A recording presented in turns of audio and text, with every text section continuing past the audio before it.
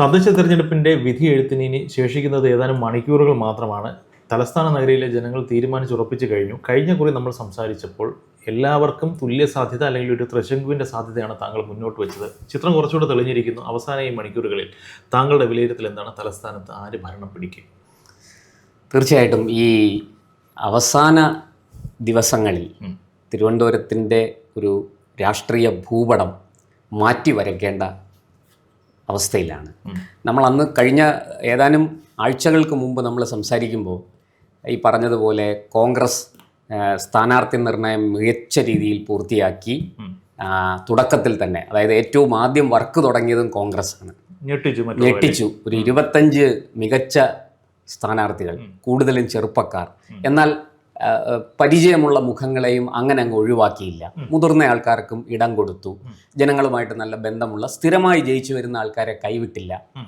അങ്ങനെ കോൺഗ്രസ് കൃത്യമായിട്ട് ഹോംവർക്ക് ചെയ്ത് അവർ സ്ഥാനാർത്ഥി നിർണയം നല്ല ഭംഗിയായിട്ട് പൂർത്തിയാക്കുകയും അസ്വാരസ്യങ്ങളില്ലാതെ ഏതാണ്ട് ഒരു 50-ലധികം വാർഡുകളിൽ അവർ സ്ഥാനാർത്ഥി നിർണയം നടത്തി വർക്കും സ്റ്റാർട്ട് ചെയ്തു. അവിടെ നമ്മൾ കെ മുരളീധരനായിരുന്നു ചാർജ്. ഇപ്പോഴും കെ മുരളീധരന് തന്നെയാണ്. അദ്ദേഹത്തിന് മുഴുവൻ മാർഗം കൊടുക്കണം. എന്നാൽ അതേസമയം LDF ആകട്ടെ BJP ആകട്ടെ സ്ഥാനാർത്ഥി നിർണയം ഏറ്റവും അവസാനം പൂർത്തിയാക്കിയത് BJP ആണ്. ഞാൻ അതിലേക്ക് വരാം. LDF 2ാം സ്ഥാനത്ത് അവിടെ എത്തി. LDFും വലിയ കുഴപ്പങ്ങളില്ലാതെ ഇത്തവണ പുതുമുഖങ്ങൾക്കെല്ലാം സ്ഥാനം കൊടുത്ത് ഒരുവിധമൊക്കെ മാനേജ് ചെയ്തു. പക്ഷേ ഉള്ളിൽ അന്തഛിദ്രങ്ങളും പ്രശ്നങ്ങളും ഉണ്ട്. അതൊക്കെ അവിടെ നിൽക്കുമ്പോൾ പോലും വലിയ പൊട്ടലും ചീറ്റലും ഇല്ലാതെ സ്ഥാനാർത്ഥി നിർണയം പൂർത്തിയാക്കാൻ LDFനും കഴിഞ്ഞു. BJPയിലേക്ക് വന്നപ്പോഴാണ് BJP വളരെ വൈകി എന്ന് തന്നെ പറയാം. സ്ഥാനാർത്ഥി നിർണയം പൂർത്തിയാക്കി. ചില വാർഡുകളിൽ, ഏതാനും വാർഡുകൾ, വിരലിലെണ്ണാവുന്ന വാർഡുകളിൽ ഒരു 2 ദിവസം കൂടെ വൈകി. എനിക്ക് തോന്നുന്നു 2 അല്ല, ഒരു 3-4 ദിവസം കൂടെ വൈകിയാണ് സ്ഥാനാർത്ഥി നിർണയം നടന്നത്. അതും പക്ഷെ പൂർത്തിയാക്കി. അത് കഴിഞ്ഞാണ് പതുക്കെ ചിത്രം തെളിയുകയല്ല ചെയ്തത്, മാറി മറിഞ്ഞത്. കളി മാറി. അതുവരെ ഈ കോൺഗ്രസ്സിനൊരു അപ്പർ ഹാൻഡ് ഉണ്ടായിരുന്നു, അല്ലെങ്കിൽ UDFനൊരു അപ്പർ ഹാൻഡ് ഉണ്ടായിരുന്നു. ശരിക്കും തിരുവനന്തപുരത്ത് നമ്മൾ UDF എന്നല്ല പറയേണ്ടത്, കോൺഗ്രസ് എന്ന് തന്നെ പറയണം. ഈ തീരദേശ വാർഡുകളിൽ 1-2 മുസ്ലിം ലീഗിന് സ്വാധീനമുള്ളത് ഒഴിച്ചാൽ പൊതുവെ കോൺഗ്രസ്, CPM, BJP ഇതാണ്, അങ്ങനെ തന്നെ നമ്മൾ കരുതണം. അപ്പോൾ അവിടെ കോൺഗ്രസ് ഈ പറഞ്ഞതുപോലെ ആദ്യത്തെ അപ്പർ ഹാൻഡ് കോൺഗ്രസ്സിന് പതുക്കെ ഈ എന്താ പറയുക, മാഞ്ഞു പോകുന്നത് പോലെ അതങ്ങ് മാഞ്ഞു പോകുന്ന കാഴ്ചയാണ് നമ്മൾ കണ്ടത്. അതിൻ്റെ പ്രധാന കാരണം കോൺഗ്രസ് എന്ന പാർട്ടിക്ക് സംഘടനാ സംവിധാനം തകർന്നിരിക്കുന്നു എന്നുള്ളതാണ്. തിരുവനന്തപുരം പോലെ അവരുടെ എക്കാലത്തെയും ഒരു ഉറച്ച കോട്ട നമുക്കറിയാം. മുൻ തെരഞ്ഞെടുപ്പുകൾ, അത് ലോക്സഭയായാലും നിയമസഭകളായാലും തദ്ദേശ തെരഞ്ഞെടുപ്പായാലും, തിരുവനന്തപുരം ജില്ലയിൽ, തിരുവനന്തപുരം നഗരത്തിൽ കോൺഗ്രസിനുണ്ടായിരുന്ന ഒരു സ്വാധീനം ഇപ്പോൾ പരിപൂർണമായിട്ടും തകർന്നിരിക്കുന്നു. പഴയ ചില ആൾക്കാർ, പുതിയ ചെറുപ്പക്കാർ ഈ സംഘടനാ പ്രവർത്തനത്തിലേക്ക് മത്സരിക്കാനും നേതാക്കളാകാനും ഒക്കെ വരുന്നുണ്ട്. പക്ഷെ താഴെ തലത്തിൽ രാഷ്ട്രീയ പ്രവർത്തനം അതുമാത്രമല്ലല്ലോ. ഇപ്പോൾ ബൂത്ത് ലെവലിലുള്ള വർക്ക്, സ്ലിപ്പ് കൊടുക്കുന്നത്, സ്ഥാനാർത്ഥിയെയും കൊണ്ട് വീടാന്തരം കയറി ഇറങ്ങുന്നത്, അതുപോലെ ഓരോ വീട്ടിലും ചെല്ലുമ്പോൾ പരിചയമുള്ള ഒരാളാണ് കൂടെ വരുന്നതെങ്കിൽ നമുക്കും തോന്നും, ദേ കോൺഗ്രസിൻ്റെ സ്ഥാനാർത്ഥി വന്നിരിക്കുന്നു, അത് നമ്മുടെ അപ്പുറത്തെ അജിത്താണ് കൊണ്ടുവന്നിരിക്കുന്നത്, അല്ലെങ്കിൽ വിനയനാണ് കൊണ്ടുവന്നിരിക്കുന്നത് എന്നൊക്കെ പറഞ്ഞ് അങ്ങനെ ഒരു ഇടപെടൽ ഇപ്പോൾ ഇല്ല. കോൺഗ്രസിൻ്റെ സ്ഥാനാർത്ഥി ആണ് എന്ന് അവർ സ്വയം പരിചയപ്പെടുത്തേണ്ട ഒരു സാഹചര്യത്തിലേക്ക്. അതിൻ്റെ ഒരു ഏറ്റവും പ്രസക്തമായൊരു കാഴ്ച ഞാൻ ചൂണ്ടിക്കാണിക്കാം. കവടിയാറിൽ അവർ മേയർ സ്ഥാനാർത്ഥിയായിട്ട് ഉയർത്തിക്കാട്ടിയത് ശബരിനാഥനെയാണ്. അവിടെ BJPക്ക് മധുസൂദനൻ നായരാണ്. നേരത്തെ പാങ്ങോട് വാർഡിൽ നിന്നും മറ്റുമൊക്കെ ജയിച്ച മധുസൂദനൻ നായർ ഒരു മികച്ച കൗൺസിലറാണ്, തർക്കമില്ല. LDFനും അവിടെ നല്ല സ്ഥാനാർത്ഥിയുണ്ട്. ഞാൻ LDFൻ്റെയും BJPയുടെയും സ്ഥാനാർത്ഥിയെ തൊടുന്നതേയില്ല.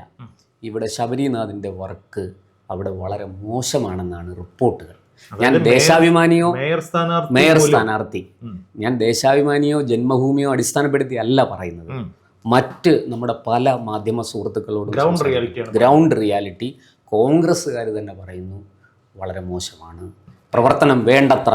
മേയർ സ്ഥാനാർത്ഥിയുടെ പ്രവർത്തനം ഇതാണെങ്കിൽ ബാക്കിയുള്ളവരുടെ കാര്യം, സ്ഥാനാർത്ഥിക്ക് കുഴപ്പമില്ല, സ്ഥാനാർത്ഥിയുടെ ഇമേജിന് കുഴപ്പമില്ല, അതിലൊന്നും പ്രശ്നമില്ല. പക്ഷെ വർക്ക് വളരെ ഡള്ളാണ്. അതിൻ്റെ ബേസിക് പ്രശ്നം സംഘടന ദൗർബല്യങ്ങളാണ്. തീർച്ചയായിട്ടും. ശരി. ഇനി അടുത്ത ഇത് നമ്മൾ മറ്റു പല വാർഡുകളിലും പല രീതിയിലാണ് കാണുന്നത്. ചിലയിടത്ത് അവർക്ക് അത്യാവശ്യം പ്രവർത്തിക്കാൻ ആളുണ്ട്, പക്ഷെ അവരെ നയിക്കാൻ ആളുണ്ടാവില്ല. എന്താ കാരണം എന്ന് പറഞ്ഞാൽ തെരഞ്ഞെടുപ്പുകൾ ഈ പ്രചാരണ പ്രക്രിയകളിൽ പങ്കെടുത്ത് തഴക്കവും പഴക്കമുള്ള ആൾക്കാരുണ്ട്. ഈ പഴയ കോൺഗ്രസ്സുകാരെയൊക്കെ നമ്മൾ വളരെ രസകരമാണ്. കാരണം CPM-ന്റെ എല്ലാ അജണ്ടകളെയും നിഷ്പ്രയാസം പൊളിച്ചു കൊടുക്കുന്ന കോൺഗ്രസ് തന്ത്രങ്ങൾ നമ്മൾ കണ്ടിട്ടുണ്ട്. അനീഷിന് അറിയാമല്ലോ, തിരുവനന്തപുരത്ത് റിപ്പോർട്ട് ചെയ്യുന്ന ഒരു മാധ്യമപ്രവർത്തകന് അതൊക്കെ പരിചയം ഉണ്ടാവും. പക്ഷേ ഇത്തവണ അങ്ങനെ ഒന്നും കാണാനില്ല. ചിത്രത്തിലെ കോൺഗ്രസിൻ്റെ വർക്കില്ല. കോൺഗ്രസ് ഉണ്ട്, കൈപ്പത്തി ചിഹ്നമുണ്ട്, പലയിടത്തും സ്ഥാനാർത്ഥികളൊക്കെ ഉണ്ട്, അതൊന്നും ഇല്ലെന്ന് ഞാൻ പറയുന്നില്ല. പക്ഷെ അവിടെ കോൺഗ്രസിൻ്റെ സംഘടനാ വർക്ക് വളരെയധികം മോശമായിരിക്കും, വളരെ പിന്നിലാണ്. 3-ാം സ്ഥാനത്തൊന്നുമല്ല പറയേണ്ടത്, 1ഉം 2ഉം സ്ഥാനങ്ങളിൽ അതിപ്പോൾ വാർഡാന്തരം മാറിയും മറിഞ്ഞും വരും.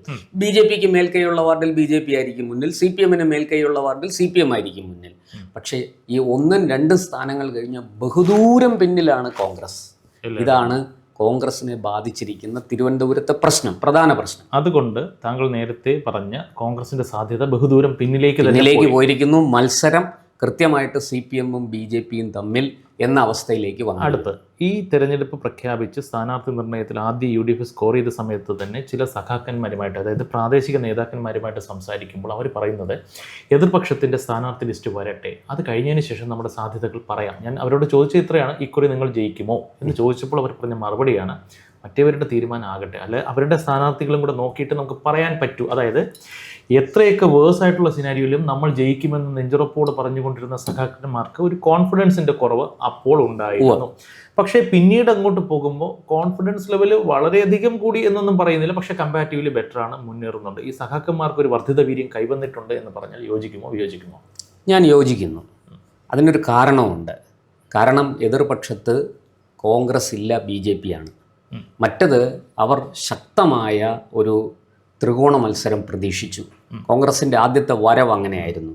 ഈ ലാൻഡിങ് എന്ന് പറയുന്നത് വളരെ എല്ലാവരെയും ഭയപ്പെടുത്തി വെല്ലുവിളിച്ചു ഒരു മാസ് എൻട്രി ആയിരുന്നു. അപ്പോൾ ത്രികോണം പ്രതീക്ഷിച്ചു. അങ്ങനെ ത്രികോണം പ്രതീക്ഷിച്ചപ്പോൾ ഏറ്റവും കൂടുതൽ ഭയപ്പെട്ടത് ആരാണെന്നറിയാമോ? BJP ആണ്. കാരണം ഈ ഭരണവിരുദ്ധ വികാരം കേരളത്തിൽ അങ്ങോളം ഇങ്ങോളം ശക്തമാണ്. ഇനി സഖാക്കന്മാർ എന്തൊക്കെ പറഞ്ഞാലും ശരി, ഇനി MV ഗോവിന്ദൻ മാസ്റ്റർ അല്ല, സാക്ഷാൽ പിണറായി വിജയൻ തന്നെ ഇറങ്ങി നിന്ന് നെഞ്ചും വിരിച്ച് തെരഞ്ഞെടുപ്പ് പ്രവർത്തനങ്ങളിൽ ഏർപ്പെട്ടാലും ശരി, കേരളത്തിൽ ഭരണവിരുദ്ധ വികാരം ശക്തമാണ്, ഒരു സംശയവുമില്ല. ആ ഭരണവിരുദ്ധ വികാരം CPM-ന് വെല്ലുവിളിയാണ്. അത് ചെതറിപ്പോകും എന്ന് BJP-ക്ക് അറിയാം. കാരണം അത് BJP-യിലേക്ക് മാത്രമായിട്ട് വരികയാണെങ്കിൽ BJP വലിയ പ്രതീക്ഷകൾ വെച്ച് പുലർത്തിയിരുന്നു. പക്ഷെ അവിടെ കോൺഗ്രസ് ഇങ്ങനെ കടന്നു വന്നപ്പോൾ BJP ഒന്ന് ഞെട്ടി. കാരണം മികച്ച ചെറുപ്പക്കാരായ സ്ഥാനാർത്ഥികൾ, യുവതീ-യുവാക്കളുടെ നല്ലൊരു നിര, ഇതൊക്കെ BJP-യെ സംബന്ധിച്ചിടത്തോളം അവർ വലിയ രീതിയിൽ ഭയപ്പെട്ടു, അവർക്ക് വലിയ ആശങ്കയുണ്ടായി. പക്ഷേ ദിവസങ്ങൾ മുന്നോട്ട് പോയപ്പോൾ അവർക്ക് മനസ്സിലായി ഇത് കടലാസ് പുലിയാണ്. കാരണം സ്ഥാനാർത്ഥിയൊക്കെ കൊള്ളാം, ചെറുപ്പക്കാരിയാണ്, നല്ല ട്രാക്ക് റെക്കോർഡുണ്ട്, വേറെ ദോഷങ്ങളൊന്നുമില്ല, അഴിമതി ആരോപണങ്ങൾ അങ്ങനെ ഒന്നും ഉന്നയിക്കാനില്ല, പലരും ആദ്യമായിട്ട് മത്സരിക്കുന്നവരാണ്. അപ്പം തന്നെ ഒരു പ്രതീക്ഷ ജനങ്ങൾക്കുണ്ടാകും. പക്ഷേ വർക്ക് വളരെ മോശമായപ്പോൾ BJP CPM-ഉം അവിടെ നമ്മൾ കാണേണ്ട പ്രത്യേകത, രണ്ടുപേർക്കും മിഷണറി ഉണ്ട്. BJP-ക്ക് RSS മിഷണറി ഉണ്ട്. CPM-നെ സംബന്ധിച്ചിടത്തോളം അവരുടെ പാർട്ടി മിഷണറി വളരെ ശക്തമാണ്. ആ ഫ്രാക്ഷൻസ് എല്ലാം ഇപ്പം CITU ആയാലും CPM-ന്റെ മറ്റ് പോഷക സംഘടനകളായാലും എല്ലാം എണ്ണയിട്ട യന്ത്രം പോലെ പ്രവർത്തിക്കും. BJP-യെ സംബന്ധിച്ചിടത്തോളം RSS, BMS, VHP, Hindu Aikyavedi, ഇത് 4ഉം അവരുടെ കയ്യിലുണ്ട്. പിന്നെ ഇതിനെല്ലാം പുറമെ BJP-യെ ഒരു പടി കടത്തി വെട്ടുന്ന തരത്തിലാണ് മഹിളാ മോർച്ച. സ്ത്രീകളുടെ കൂട്ടായ്മ BJP-യെ സംബന്ധിച്ചിടത്തോളം നമ്മൾ ഈ തെരഞ്ഞെടുപ്പിൽ അധികം വിശകലനം ചെയ്യപ്പെടാതെ പോയ ഒരു കാര്യം തിരുവനന്തപുരം നഗരത്തിൽ. അപ്പോൾ ഈ മഹിളാ മോർച്ച, അമ്മമാരുടെ കൂട്ടായ്മ, സ്ത്രീകളുടെ വനിതാ കൂട്ടായ്മ, അത് BJP-ക്ക് വലിയ ഗുണം ചെയ്തു. ഇങ്ങനെ ഈ 2 മിഷണറികളും എണ്ണയിട്ട യന്ത്രം പോലെ പ്രവർത്തിക്കുമ്പോൾ അപ്പുറത്ത് കോൺഗ്രസ് സ്ഥാനാർത്ഥി പാടിക്ക് കൈയും കൊടുത്ത് നിൽക്കേണ്ട അവസ്ഥയാണ്. മനസ്സിലായി. ഇപ്പോൾ കഴിഞ്ഞ ദിവസം സ്പെഷ്യൽ ബ്രാഞ്ച് ഉദ്യോഗസ്ഥരുമായിട്ട് സംസാരിച്ചിരുന്നു. അതായത് പോലീസിൻ്റെതായ ഒരു വിലയിരുത്തലുണ്ടല്ലോ, അവരുമായിട്ട് സംസാരിക്കുമ്പോൾ അവർ പറയുന്നത് ആദ്യഘട്ടത്തിലെ എഡ്ജൊക്കെ മാറി മറിഞ്ഞിട്ടുണ്ട്. CPM ഇക്കുറി ജയിക്കും എന്നാണ് സ്പെഷ്യൽ ബ്രാഞ്ച് സംസ്ഥാന സർക്കാരിന് കൊടുത്തിരിക്കുന്ന റിപ്പോർട്ട്. അതായത് തിരുവനന്തപുരം കോർപ്പറേഷൻ LDF നിലനിർത്തും എന്ന് പറയുന്നു. പക്ഷേ ഒന്നുകൂടെ ഒന്ന് ചോദിച്ചു കഴിഞ്ഞാൽ അവർക്കും അത്ര ഒരു സംശയം അല്ലെങ്കിൽ ഒരു ആശങ്കയുണ്ട്. പക്ഷേ പോലീസ് റിപ്പോർട്ട് അങ്ങനെയാണ് പോയിരിക്കുന്നത്. ഇനി LDFന്റെ സാധ്യതകളെ കുറിച്ച് താങ്കൾ പറഞ്ഞു. LDF വിജയിക്കാൻ സാധ്യത ഉണ്ടെങ്കിലും ചെറിയ പ്രശ്നങ്ങളും കാര്യങ്ങളൊക്കെ പറഞ്ഞു. ഇനി BJPയിലേക്ക് വന്നു കഴിഞ്ഞാൽ, BJPയിലേക്ക് വരുന്നതിന് മുന്നേ അല്ലെങ്കിൽ BJPയിലേക്ക് വരുമ്പോൾ തന്നെ ഇപ്പം നേരത്തെ താങ്കൾ പറഞ്ഞു K. മുരളീധരനാണ് UDFന്റെ ഏകോപന ചുമതലകളെല്ലാം ഉണ്ടായിരുന്നത്. അദ്ദേഹത്തിന് നമ്മൾ ഇൻ്റർവ്യൂ ചെയ്യുകയുണ്ടായി. അദ്ദേഹത്തോട് ചോദിച്ചൊരു ചോദ്യം ഞാൻ തന്നെ ചോദിച്ചതാണ്. കഴിഞ്ഞ പ്രാവശ്യം BJPയുടെ ശക്തി അദ്ദേഹം വളരെ അണ്ടർ എസ്റ്റിമേറ്റ് ചെയ്താണ് സംസാരിച്ചത്. BJP ഒരു ഫാക്ടറി അല്ല എന്ന് അദ്ദേഹം പറഞ്ഞു. അപ്പോൾ അന്നേരം ചോദിച്ചൊരു ചോദ്യം, ഇത് താങ്കൾ പറയുമ്പോഴും ഇക്കുറി അല്ലെങ്കിൽ കഴിഞ്ഞ തവണ 35 കൗൺസിലർമാരെ അവർക്ക് സൃഷ്ടിക്കാൻ സാധിച്ചു, ഇനി ഒരു പിടിയും കൂടെ പിടിച്ചു കഴിഞ്ഞാൽ ഭരണം ഇങ്ങ് പോരും എന്ന് പറഞ്ഞു. ആ സാധ്യത തള്ളാനാകുമോ എന്ന് ചോദിച്ചപ്പോൾ അദ്ദേഹം പറഞ്ഞത് BJPക്ക് ലഭിക്കാവുന്ന പരമാവധി സീറ്റുകളാണ് അവർ കഴിഞ്ഞ പ്രാവശ്യം പിടിച്ചത്, അതൊരു വസ്തുതയാണ്, അംഗീകരിക്കുന്നത്. അതിനപ്പുറം അവർ പോകില്ല എന്നവർ തറപ്പിച്ച് K. മുരളീധരൻ അന്ന് പറയുകയുണ്ടായി. അതൊരു പക്ഷേ ഒരു രാഷ്ട്രീയ അവകാശവാദമായിരിക്കാം.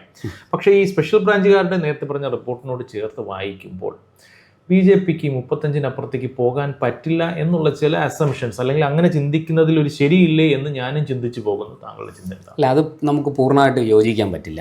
കാരണം ഇതെല്ലാം ഒന്നാമത്തെ കാര്യം അനീഷ് നേരത്തെ പറഞ്ഞ പോലെ ആദ്യത്തെ ചോദ്യത്തിൽ ഉത്തരം ഇങ്ങനെ പറഞ്ഞാലും ഒന്നുകൂടെ നമ്മൾ ചോദ്യം അതായത് ആവർത്തിക്കുമ്പോൾ അത് ഒരു സംശയം, അങ്ങനെയല്ലേ, അങ്ങനെയാണ് അല്ല എന്നാലും അപ്പോൾ ഒരു സംശയമായി. ഇതാണ് അവസ്ഥ. K. മുരളീധരൻ തുടക്കത്തിൽ പറഞ്ഞത് ശരിയാണ്. കാരണം അവരുടെ പ്രധാന എതിരാളി ഇപ്പോൾ തിരുവനന്തപുരത്ത് BJP തന്നെയാണ്. അവരെ സംബന്ധിച്ച് അവരുടെ വോട്ട് ബാങ്ക് അവരുടെ കയ്യിലുണ്ടായിരുന്നത് BJP തട്ടിക്കൊണ്ടുപോയി, അല്ലെങ്കിൽ BJP കൃത്യമായിട്ട് അത് പിടിച്ചെടുക്കാൻ തുടങ്ങി.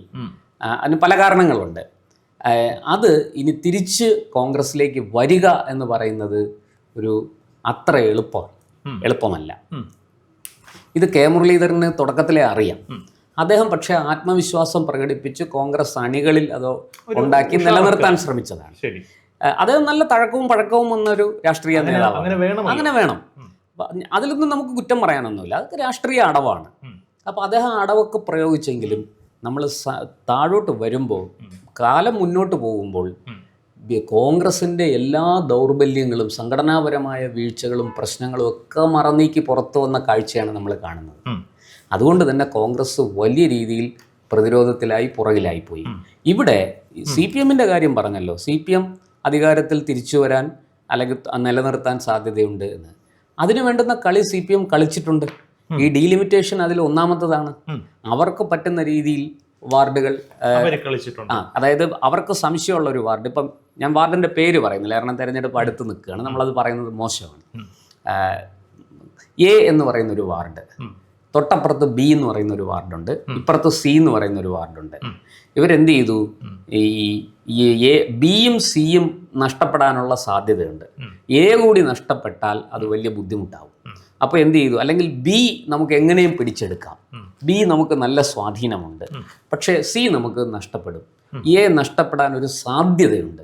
ഈ സാധ്യത മറികടക്കാൻ വേണ്ടി അവര് Bയിൽ നിന്ന് ഒരു 2 ബൂത്ത് ഇങ്ങോട്ട് പൊളിച്ചു കയറ്റി. ഇവിടുന്ന് ഈ സിയുടെ അവിടെ ജയിക്കാൻ സാധ്യതയുള്ള കാൻഡിഡേറ്റിന് ഇവിടെയും കാൻഡിഡേറ്റ് കാണുമല്ലോ ആ പാർട്ടിക്ക്, അതിൽ നിന്ന് 2 ബൂത്ത് വെട്ടി അങ്ങോട്ട് ഇട്ട് കൊടുത്തു.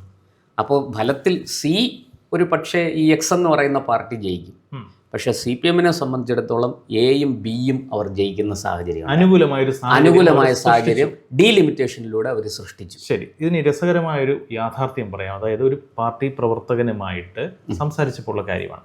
ഞാൻ നേരത്തെ പറഞ്ഞല്ലോ, തിരഞ്ഞെടുപ്പ് തുടങ്ങിയ ഘട്ടത്തിൽ ഒരു നേതാവിനോട്, ഒരു ലോക്കൽ സഖാവ് ഇൻ ദ സെൻസ് പ്രാദേശികമായി പ്രവർത്തിക്കുന്ന ഒരു സഖാവിനോട് ചോദിച്ചു എങ്ങനെയാണ് LDFന്റെ സാധ്യത. അദ്ദേഹം പറഞ്ഞു കുറച്ച് കഴിയട്ടെ എന്ന് അദ്ദേഹം പറയുകയുണ്ടായി.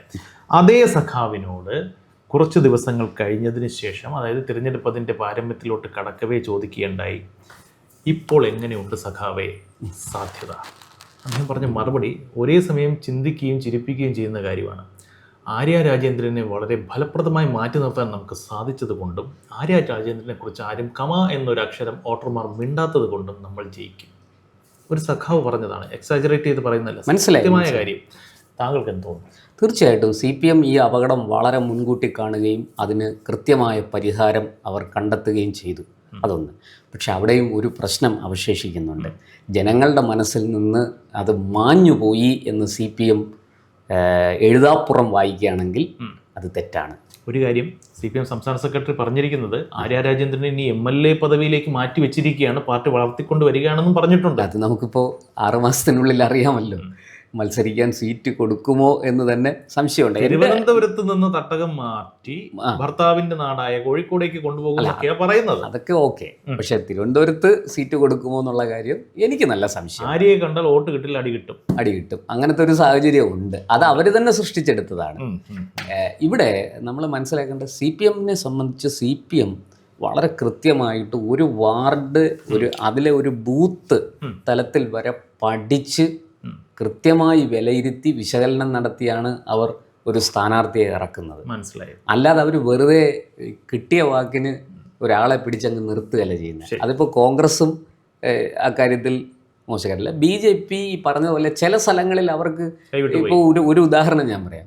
ഭീമാവള്ളി വാർഡിൽ ചെന്ന് അവർക്ക് മത്സരിക്കാൻ ഒരു സ്ഥാനാർത്ഥിയെ വേണമെന്ന് പറഞ്ഞാൽ രക്ഷയില്ല. അതൊരു മുസ്ലിം ലീഗിൻ്റെ ഉറച്ച കോട്ടയാണ്. അവിടെ CPM പോലും ഒരു സ്ഥാനാർത്ഥിയെ കണ്ടെത്തുന്നത് വളരെ ബുദ്ധിമുട്ടിയാണ്. അപ്പോൾ പിന്നെ BJP എന്ത് ചെയ്യും? പിന്നെ ഈ പറഞ്ഞ പോലെ അവിടെ കിട്ടുന്ന ഒരാളിനെ പിടിച്ചങ്ങ് നിർത്തും. ശരി, ഇനി നമ്മൾ UDF-ന്റെ സാധ്യത, അവരുടെ ആദ്യം ഉണ്ടായിരുന്ന എഡ്ജ്, പിന്നീട് അതിന് എന്ത് സംഭവിച്ചു, LDF-ന്റെ സാധ്യത, മുൻപുണ്ടായിരുന്ന അവസ്ഥ എന്താണ്, ഇപ്പോഴത്തെ അവസ്ഥ എന്താണ്, ഇക്കാര്യങ്ങളെല്ലാം ക്ലിയർ ആയിട്ട് പറഞ്ഞു. അവസാനമായി BJP-യുടെ കാര്യം നമ്മൾ വരുന്നതേ ഉണ്ടായിരുന്നു, അതിലേക്കാണ് വരുന്നത്. അവസാനമായിട്ട് BJP 35 സീറ്റ് പിടിച്ചു. This is the maximum. K. Muraleedharan പറയുന്ന അതാണ്. താങ്കൾക്ക് എന്ത് തോന്നുന്നു? അല്ല, അതങ്ങനെ BJP-യെ നമുക്ക് അണ്ടർ എസ്റ്റിമേറ്റ് ചെയ്യാൻ പറ്റത്തില്ല. കാരണം ഇവിടെ ഞാനിപ്പോൾ പറയുന്നത് എനിക്ക് മനസ്സിലായ കാര്യമാണ്. നേമം നിയോജക മണ്ഡലം, തിരുവനന്തപുരം നിയോജക മണ്ഡലം, ഈ രണ്ടിടത്തുമാണ് കഴിഞ്ഞ 2 തവണകളായിട്ട് 2015-ലും 2020-ലും BJP-ക്ക് കൂടുതൽ വാർഡുകൾ കിട്ടിയത്. ഇക്കുറി അതിൽ കുറവ് വരാനുള്ള സാധ്യതയുണ്ട്. അതായത് തിരുവനന്തപുരം, നേമം പ്രത്യേകിച്ചും.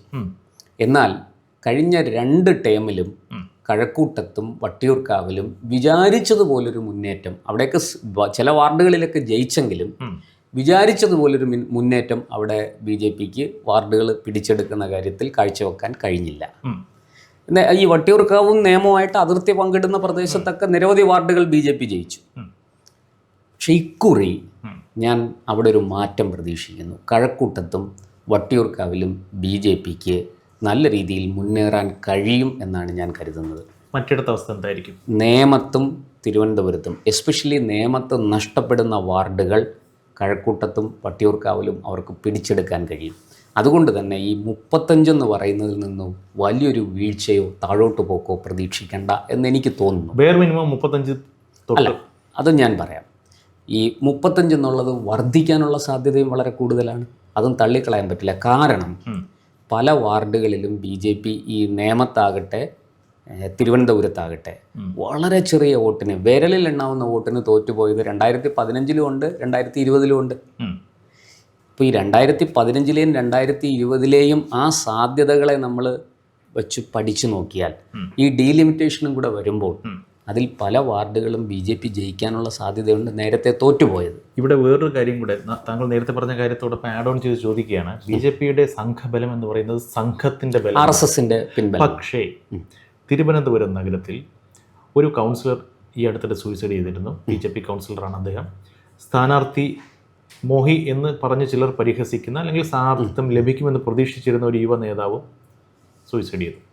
സോ ഇതുമായി ബന്ധപ്പെട്ട ചില വിവാദങ്ങൾ, ഞാൻ പറയുന്നു ചില വിവാദങ്ങൾ, അല്ലെങ്കിൽ ചില നേതാക്കന്മാരുടെ വിവാദ പ്രസ്താവനകൾ സംഘത്തെ, അല്ലെങ്കിൽ സംഘപ്രവർത്തകരിൽ നല്ലൊരു ശതമാനത്തെയും BJP-യിൽ നിന്ന് അപ്പോൾ തൽക്കാലത്തേക്കെങ്കിലും ഒരു വിട്ടുനിൽക്കലിന് പ്രേരിപ്പിച്ചു എന്ന് പറയുന്നു. അത് BJP-ക്ക് തിരിച്ചടിയാകുമെന്ന് പറയുന്നു. ശരിയാണോ? എനിക്കങ്ങനെ തോന്നുന്നില്ല. കാരണം ഇപ്പോൾ ഈ തിരുമല അനിലേട്ടൻ്റെ കാര്യമാണ്. എനിക്ക് അദ്ദേഹത്തെ വ്യക്തിപരമായിട്ട് അറിയാം. അതൊരു നടക്കാൻ പാടില്ലാത്ത വളരെ നിർഭാഗ്യകരമായ ഒരു സംഭവമാണ്, ഒരു സംശയവുമില്ല. ഒന്ന്, അദ്ദേഹം വളരെ എന്താ പറയുക, നിഷ്കളങ്കനായ ലോലഹൃദയനായ ഒരു മനുഷ്യനാണ്. ഇത്തരം കാര്യങ്ങൾ നേരിടാൻ ഇപ്പോൾ ഒരു CPM RSS സംഘർഷത്തിനിടയ്ക്ക് നെഞ്ചുവിരിച്ച് നിൽക്കും. ഒരു പോലീസ് കേസ് വന്നാൽ അദ്ദേഹം, രാഷ്ട്രീയമായൊരു കേസ് വന്നാൽ അദ്ദേഹം നെഞ്ചുവിരിച്ച് നിൽക്കും. പക്ഷേ ഇത്തരം പ്രത്യേകിച്ച് സാമ്പത്തിക ആരോപണങ്ങളൊക്കെ വരുമ്പോൾ തകർന്നു പോകും. അങ്ങനത്തെ ഒരാളാണ് വ്യക്തിപരമായിട്ട്. അദ്ദേഹം RSSൽ വന്നതുകൊണ്ട് BJPയിൽ വന്നതുകൊണ്ട് എന്നല്ല, വ്യക്തിപരമായിട്ട് അദ്ദേഹം. അപ്പോൾ അദ്ദേഹത്തിന് ഇത് താങ്ങാനാകുന്നില്ല. പല ആവർത്തി ഇത് പലരോടും പരാതി പറഞ്ഞു. അക്കാര്യത്തിൽ തീർച്ചയായിട്ടും BJPയെ നമ്മൾ സംഘടനാപരമായിട്ട് BJPക്ക് വീഴ്ചയുണ്ട്. കാരണം ഈ പ്രശ്നം പരിഹരിക്കാൻ ഒരു നടപടി ആരും സ്വീകരിച്ചില്ല. ഇത് ഗൗരവമായിട്ട് കണ്ടില്ല. അനിലല്ലേ, കുഴപ്പമില്ല, അതൊക്കെ അങ്ങ് ശരിയായിക്കോളും. ഇങ്ങനെയൊക്കെയുള്ള വളരെ നിസാരവൽക്കരണം അതിനകത്ത് നടന്നു. ഇത് RSSുമായിട്ട് അനിലേട്ടൻ ചർച്ച ചെയ്യുന്നത് വളരെ വൈകിയാണ്. അപ്പോൾ RSSൻ്റെ കാര്യകർത്താക്കൾ, അദ്ദേഹത്തിൻ്റെ അച്ഛൻ, ഇദ്ദേഹത്തിൻ്റെ ജ്യേഷ്ഠൻ, അതൊരു RSS കുടുംബമാണ്. അപ്പോൾ അവർ നമുക്ക് പരിഹരിക്കാം, എന്തായാലും ഈ തദ്ദേശ തെരഞ്ഞെടുപ്പ് ഒന്ന് കഴിയട്ടെ, നമുക്ക് പരിഹരിക്കാം. പക്ഷെ അതുവരെ കൊണ്ടുപോകാനുള്ള ഒരു ക്ഷമ അനിലേട്ടന് ഇല്ലായിരുന്നു. അനിലേട്ടൻ പ്രശ്നങ്ങൾ അത്രയും രൂക്ഷമായിരുന്നു. സാമ്പത്തിക പ്രശ്നങ്ങളാണ്, ഇതാണ് അതിനകത്ത് സംഭവിച്ചിരിക്കുന്നത്. ഇപ്പം നമ്മുടെ വിഷയത്തിലേക്ക് വരാം. ഇത് ഈ തെരഞ്ഞെടുപ്പിനെ സംബന്ധിച്ച് ഇപ്പം എൻ്റെ വാർഡ്, ഞാൻ താമസിക്കുന്ന പെരുന്താന്നി വാർഡാണ്. പെരുന്താന്നി വാർഡിലെ പ്രശ്നങ്ങൾ അനിലേട്ടൻ്റെ മരണവുമായിട്ട് ബന്ധപ്പെട്ട് ഇതുവരെ ഞാൻ നോക്കുമ്പോൾ അത് ചേർത്ത് വായിക്കാൻ കഴിയുന്ന ഒരു കാര്യവും അതിനകത്ത് സംഭവിച്ചിട്ടില്ല. ഒരു പ്രസ്താവന ഒരു നേതാവ് പറഞ്ഞു, അദ്ദേഹത്തെ അറിയില്ല എന്ന് പറഞ്ഞു. BJPയിലെ ഒരു പ്രമുഖ നേതാവ് പറയുന്നു, ആത്മഹത്യ ചെയ്ത ആളിനെ അറിയില്ല, സ്ഥാനാർത്ഥി മോഹിയായിരുന്നു അദ്ദേഹം എന്നൊക്കെ ആക്ഷേപിക്കുന്ന തരത്തിൽ എന്ന് വേണമെങ്കിൽ പറയാവുന്ന ഒരു കമൻറ്റ് പറഞ്ഞു. ഇന്ന് അദ്ദേഹം നാളെ ഞാൻ എന്ന വിചാരം അല്ലെങ്കിൽ എന്ന ഒരു ഭയം ചിലരുടെ മനസ്സിൽ പാകപ്പെട്ടു, അല്ലെങ്കിൽ അതിന് കാരണമായി എന്ന് പറയുന്നു. ഇത് ഏത് നേതാവ് പറഞ്ഞാലും സത്യത്തിൽ അതൊരു വിവരക്കേടാണ്. ഇത്തരം വിഷയങ്ങളെ അങ്ങനെയല്ല കൈകാര്യം ചെയ്യേണ്ടത്. ഒന്ന്, BJPക്ക് പാർലമെൻ്ററി പൊളിറ്റിക്സിലുള്ള പരിചയക്കുറവും കാര്യങ്ങളും അറിയാം. രണ്ടാമത്, ഈ പറഞ്ഞതുപോലെ ഇപ്പോൾ RSS നേതൃത്വം ഇതിലൊക്കെ ഇടപെട്ട് വരുമ്പോഴത്തേക്കും സമയം കുറേ എടുക്കും. കാരണം ഇത് അവരെടുത്ത് പോയി അവരിതിനെക്കുറിച്ച് അന്വേഷിച്ച് പഠിച്ച് അവരുടെ അഭിപ്രായം പറയാൻ സമയം കുറച്ചെടുക്കും. ഇവിടെ മാത്രമല്ല, BJPയുടെ കാര്യങ്ങളിൽ അങ്ങ് തലയിടുന്ന രീതി RSSനില്ല. മനസ്സിലായി. ഇതൊക്കെയാണ് അതിനകത്തുള്ള. ഇവിടെ മറ്റൊരു കാര്യം കൂടി നമ്മൾ മനസ്സിലാക്കണം. ഈ നേതാക്കൾ ഇത് കൈകാര്യം ചെയ്ത രീതിയാണ് തെറ്റിപ്പോയത്. കുറച്ചുകൂടെ മയത്തിൽ, കുറച്ചുകൂടെ ലളിതമായി ഇത് കൈകാര്യം ചെയ്തിരുന്നെങ്കിൽ ഇത്തരം പ്രശ്നങ്ങൾ BJPക്ക് ഒഴിവാക്കാമായിരുന്നു. പക്ഷെ അനീഷ് പറഞ്ഞതുപോലെ ചില സ്ഥലങ്ങളിലെങ്കിലും അതിൻ്റെ അനുരണനങ്ങൾ ഉണ്ടാകാനുള്ള സാധ്യത വളരെയധികം ഉണ്ട്. എന്നാൽ ഈ ജനങ്ങളുടെ അടിസ്ഥാന പ്രശ്നങ്ങൾ ഇതൊന്നുമല്ല. അതാണ് തദ്ദേശ തെരഞ്ഞെടുപ്പിൽ എപ്പോഴും അത് BJPക്ക് തിരിച്ചടിയാകുന്ന തരത്തിൽ വർക്കാകാൻ സാധ്യതയില്ല. എന്നാൽ ചെറിയ പ്രശ്നങ്ങൾ ഉണ്ടാക്കുകയില്ല. ശരി, LDF ആയി, UDF ആയി, BJP ആയി. നമ്മൾ കഴിഞ്ഞ വാരം ഇതേക്കുറിച്ച് സംസാരിച്ചപ്പോൾ ഒരു തൃശങ്കു എന്ന് പറഞ്ഞിട്ടാണ് അവസാനിപ്പിച്ചത്. ഇത് ഏതാനും മണിക്കൂറുകൾ ശേഷിക്കുന്നു. താങ്കളോട് ഞാൻ ചോദിക്കുന്നു, തിരുവനന്തപുരം കോർപ്പറേഷൻ ആര് പിടിക്കും? അത് പറഞ്ഞ് അവസാനിപ്പിക്കും. എന്തായാലും കോൺഗ്രസ് പിടിക്കില്ല. ഉറപ്പാണ്. ശരി. 2 LDF അല്ലെങ്കിൽ BJP, ഇതാണ് സാധ്യത. അതിൽ ഒരു ചില കാര്യങ്ങൾ ചിന്തിക്കുമ്പോൾ LDFന് മേൽക്കൈ പറയാം. പക്ഷേ ആ LDF തന്നെ സ്വയം ഈ പറഞ്ഞതുപോലെ ശവക്കുഴി തോണ്ടി BJPയെ വളരാനുള്ള എല്ലാ സാഹചര്യവും അവർ, വാസ്തവത്തിൽ BJP ഏറ്റവും കൂടുതൽ നന്ദി പറയേണ്ടത് LDFനോടാണ്, പിന്നെ മുസ്ലിം ലീഗിനോടും. ഈ രണ്ടുപേരും ഇവരെ വളർത്തുന്ന കാര്യത്തിൽ വലിയ പങ്ക് വഹിക്കുന്നുണ്ട്. അത് മുസ്ലിം ലീഗിൻ്റെത് വേറൊരു രാഷ്ട്രീയമാണ്, ഞാൻ അതിലേക്ക് പോകുന്നില്ല. പക്ഷേ ഇവിടെ തിരുവനന്തപുരത്ത് വളരെ കൃത്യമായിട്ട് പറഞ്ഞാൽ LDFൻ്റെ പല നയങ്ങളും തിരുവനന്തപുരത്ത് BJPക്ക് അപ്പർ ഹാൻഡ് ഉണ്ടാക്കി കൊടുക്കുന്ന തരത്തിലേക്ക് അത് പരിണമിച്ചിട്ടുണ്ടെന്നുള്ള കാര്യം നിഷേധിക്കാൻ. തിരുവനന്തപുരം കോർപ്പറേഷനിൽ കാവിക്കൊടി പാറും എന്നാണ് താങ്കൾ പറയുന്നത്. അങ്ങനെ പൂർണ്ണമായിട്ടും ഉറപ്പിച്ച് പറയുന്നില്ല. പക്ഷെ ഒരു കാര്യം സത്യമാണ്, കോൺഗ്രസ് വരില്ല എന്ന് മാത്രമല്ല, അങ്ങനെ ഒരു കംഫർട്ടബിൾ മെജോറിറ്റി LDFന് കിട്ടുമോ? കോൺഗ്രസ് എങ്ങനെ പോയാലും ഒരു 10-15 സീറ്റ് കോൺഗ്രസ് പിടിച്ചെടുക്കും. കഴിഞ്ഞ തവണ 10 സീറ്റ് ഉണ്ടായിരുന്നു. ഇത്തവണ ആ 10 സീറ്റും എന്നോട് ഈ തീരദേശ വാർഡൊക്കെ അത്യാവശ്യം കോൺഗ്രസ് അനുകൂലമായിട്ട് വരാൻ സാധ്യതയുണ്ട്. നമ്മൾ അതിനൊന്നും എഴുതി തള്ളണ്ട. പക്ഷെ കോൺഗ്രസിനെ സംബന്ധിച്ചിടത്തോളം ഈ പറഞ്ഞ രീതിയിൽ ഒരു വലിയ മുന്നേറ്റം കോൺഗ്രസ് അങ്ങ് ഒരു നിർണായക ശക്തിയായി തിരുവനന്തപുരം നഗരസഭയിൽ മാറും എന്ന് കരുതണ്ട. പക്ഷേ കോൺഗ്രസ് അത്രത്തോളം അങ്ങനെയൊക്കെ വളരുന്നത് ഇക്കുറി BJPക്കായിരിക്കില്ല, LDFനായിരിക്കും അതിൻ്റെ ദോഷം എന്ന് എനിക്ക് തോന്നുന്നു. മനസ്സിലായി. ഇപ്പോൾ ഏതായാലും പ്രവചനങ്ങൾക്കും പ്രതീക്ഷകൾക്കൊക്കെ ഒന്നും ഇനി സ്ഥാനമില്ല. ജനങ്ങൾ തീരുമാനിക്കട്ടെ, നമുക്ക് നോക്കാം. കൂടുതൽ വാർത്തകളും വിശേഷങ്ങളും നേരിട്ട് ലഭിക്കാൻ ജനങ്ങളിൽ നിന്ന് ജനങ്ങളിലേക്ക് ജനഭൂമി ന്യൂസ് സബ്സ്ക്രൈബ് ചെയ്യൂ. ബെൽ ബട്ടൺ അമർത്താനും മറക്കരുത്.